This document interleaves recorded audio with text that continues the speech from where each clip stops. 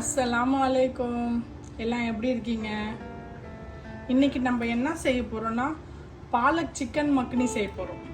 Punjabi dish. பஞ்சாபிகளுக்கு ரொம்ப பிடிக்கும், ஆனால் நல்ல செம்ம டேஸ்ட்டாக இருக்கும். இதை நீங்களும் செஞ்சு சாப்பிட்டு பாருங்கள். நான் வந்து பாலக்கு ஒரு 1/2 கிலோன்னு வச்சுக்கலாம், ஆனால் இங்கே உள்ளது 2 கட்டி வாங்கியிருக்கேன். அதில் 10 பச்சை மிளகா போட்டிருக்கேன். இதில் வந்து நான் வேக வைக்கணுன்னா நம்ம வந்து லைட்டாக சூடு வச்சு நம்ம இதை பாலக்கு அதில் போட்டுட்டு மூடி வச்சிடணும். அப்போ அது அந்த சூட்டில் வெந்தாலே போதும். நம்ம வேகலாம் வைக்க வேணாம், தண்ணி மட்டும் சூடாக இருந்துச்சு இதை போட்டால் போதும். ஆனால் இப்போ நான் வந்து ஹீட்டரில் சூடு வைக்கிறேன். இதில் ஊற்றி இதை நான் மூடி வச்சிடுவேன். பாலக் சிக்கன் 1 கிலோ சிக்கன் எடுத்திருக்கேன். ஆனால் இது வந்து 2 கோழி, சின்ன சின்ன கோழியாக இருக்கிறதுனால 1 கிலோ வரும். கழுவி லைட்டாக உப்பு போட்டு வச்சுருக்கேன். நான் ஒரு பேன் வச்சுருக்கேன். இதில் எண்ணெய் வந்து நம்ம கொஞ்சம் நிறையாவே ஊற்றிக்கலாம். இந்த எண்ணெயிலேயே நம்ம அதுக்குள்ள மசாலாவை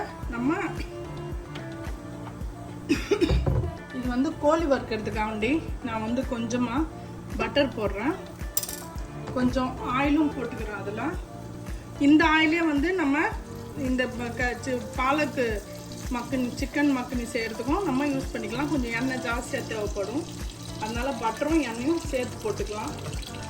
பட்டர் மட்டும் போட்டோன்னு வச்சுக்கலாம், அது வந்து கருகி போயிடும்.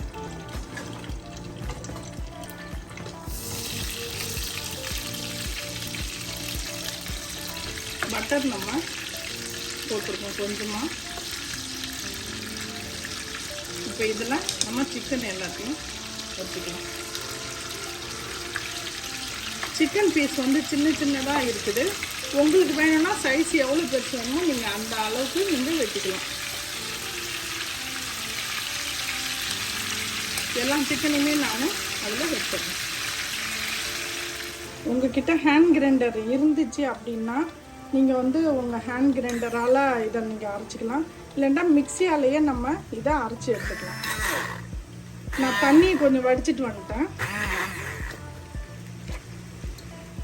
நான் வந்து இது தண்ணி வடிச்சிட்டேன். உங்ககிட்ட ஹேண்ட் கிரைண்டர் இல்லை அப்படின்னா நீங்கள் வந்து மிக்சிலேயே அரைச்சி எடுத்துக்கலாம். இப்போ அரைச்சாச்சு.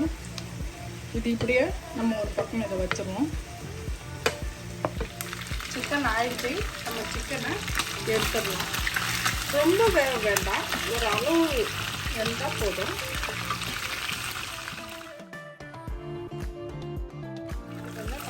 சிக்கனை எடுத்தாச்சு. இந்த எண்ணெயிலேயே நம்ம வெங்காயத்தை போட்டுடலாம். வெங்காயத்தை போட்டுருவோம்னா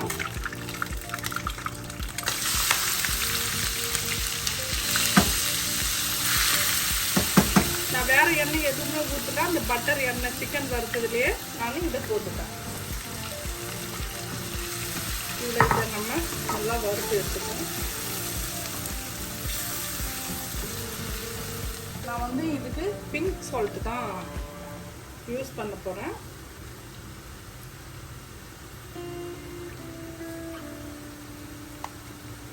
நான் ஒரு 1/2 ஸ்பூன் கிட்ட போட்டுக்கிறேன். அப்புறம் 10லன்னா நம்ம போட்டுக்கணும். வெங்காயம் கொஞ்சம் இந்த கோல்டன் கலர் வரும்போது நம்ம வந்து இதில் இந்த கஸ்தூரி மேத்தியை போட்டுருவோம். எப்பயுமே நம்ம லாஸ்ட்டில் தானே போடுவோம், இதில் வந்து நம்ம இப்பயே போட்டுக்கணும். நான் உங்களுக்கு சொல்லியிருக்கேன் கஸ்தூரி மேத்தின்றா என்ன அப்படின்னு. வெந்தய இலையை நம்ம கழுவி காய வச்சு நம்ம அதை இது கொஞ்சம் அப்படியே நுணுக்கிற அளவுக்கு வந்துச்சுன்னா நுணுக்கி விட்டு நம்ம வச்சுக்கணும். அதுதான் கஸ்தூரி மேத்தி.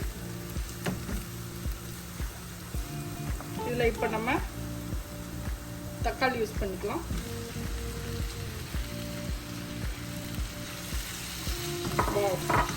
இந்த மேத்தியோட வாசனை தூக்குது. இதை நம்ம ஒரு 5 நிமிஷம் மூடி வச்சுருவோம், தக்காளி வேகுற வரைக்கும்.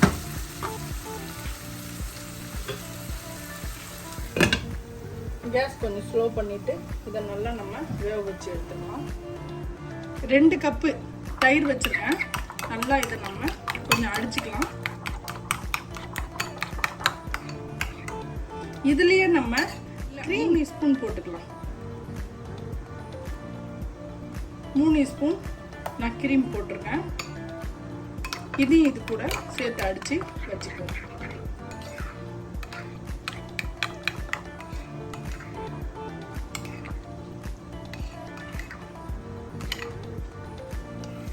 தக்காளி ஒரு 5 நிமிஷம் ஆயிடுச்சு. கொஞ்சம் தான் அது இதாக இருக்குது. நம்ம மசாலாங்களையும் போட்டு சேர்த்து அது கூட வேக வச்சுக்குவோம். இஞ்சி பூண்டு பேஸ்ட் போட்டுக்கலாம்.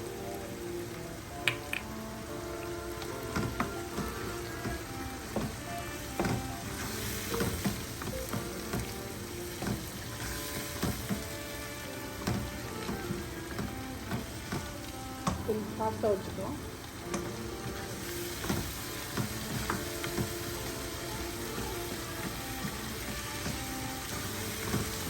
இதுக்கு ஆனால் கொஞ்சம் எண்ணெய் கொஞ்சம் நிறையா இருக்கும். பட்டரும் இன்னும் நிறையா போடுவாங்க. ஆனால் நான் கம்மியாக வேறு எல்லா மசாலாவையும் இதில் நம்ம போட்டுடலாம்.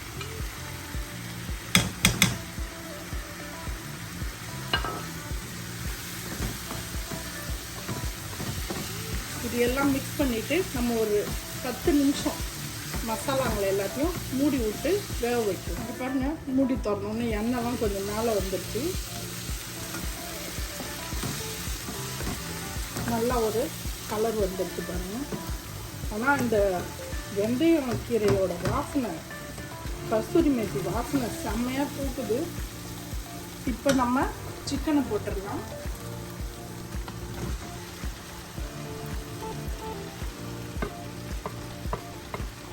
இப்போ இந்த டைமில் நான் 1 கப் தண்ணி போட்டு இந்த சிக்கனை கொஞ்சம் வேக வச்சுக்கிறேன். ஒரு 15 நிமிஷம் நம்ம சிக்கனை வேக வச்சுக்கலாம். இதில் இங்கே பாருங்கள், அது வெந்துருச்சு சிக்கனு. இப்போ நான் பாலக் ஊற்ற போகிறேன்.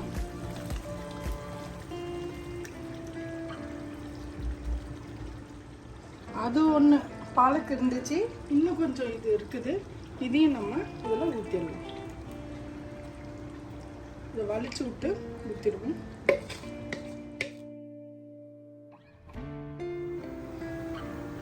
நல்லா கொதிக்குது. இங்கே பாருங்கள், எண்ணெய் கொஞ்சம் அடுப்பை ஸ்லோ பண்ணிக்கலாம். எண்ணெய்லாம் பாருங்கள் மேலே வந்துருச்சு. நான் வந்து இவ்வளோ கிரீம் நான் எடுத்துக்கிட்டேன். மீதி இதில் நம்ம போட்டுடலாம்.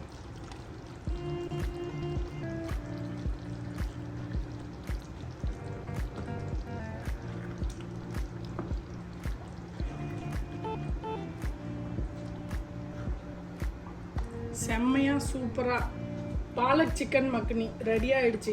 பஞ்சாபி டிஷ்ஷு பாலக் சிக்கன் மக்னி செம்மையாக ரெடி ஆகிடுச்சு. இங்கே பாருங்கள், சூப்பராக இருக்குது. கலரும் நல்லா இருக்குது. இது வந்து தாபா மக்னி. இது நல்லா டேஸ்ட்டாக நல்லாயிருக்கும். நீங்கள் வந்து சப்பாத்தியோட, தந்து ரொட்டி, பராட்டா, ஜீரா ரைஸ் இது மாதிரி எல்லாரோடையும் நம்ம இதை யூஸ் பண்ணிக்கலாம். உங்களுக்கு தனியாக வேணும்னா இந்த மாதிரி வச்சுக்கலாம்.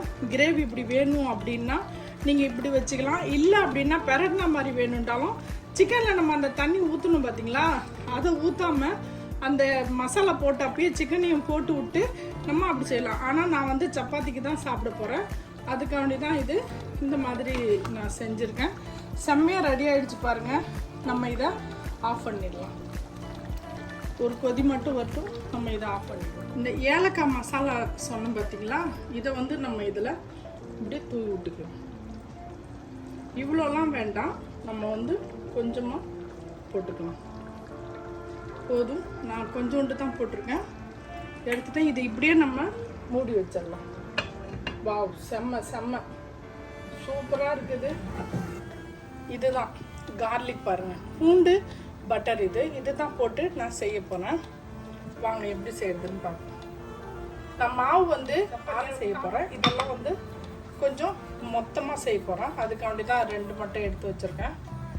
அப்புறம்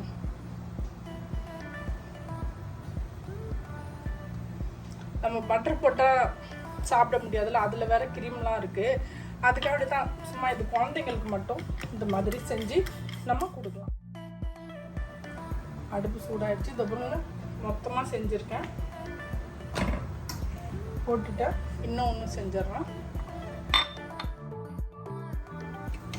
பாருங்க எப்படி உப்பிட்டு வந்துருக்கு.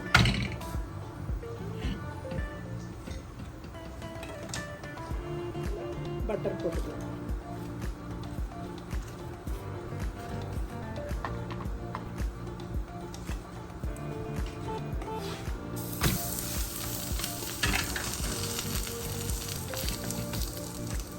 இந்த பக்கமும் நம்ம போட்டுக்கலாம்.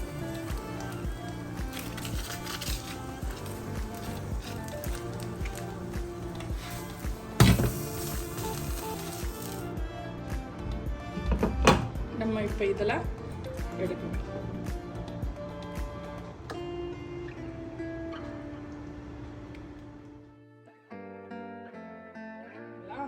இதை வந்து இப்படி மேலே போட்டு விட்டுறணும்.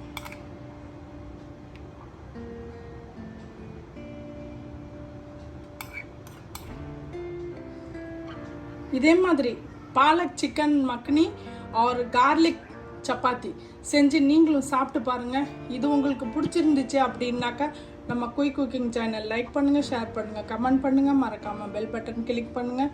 இன்ஷா அல்லாஹ் இன்னொரு வீடியோன்னு வந்து நான் உங்களை சந்திக்கிறேன். பாய்.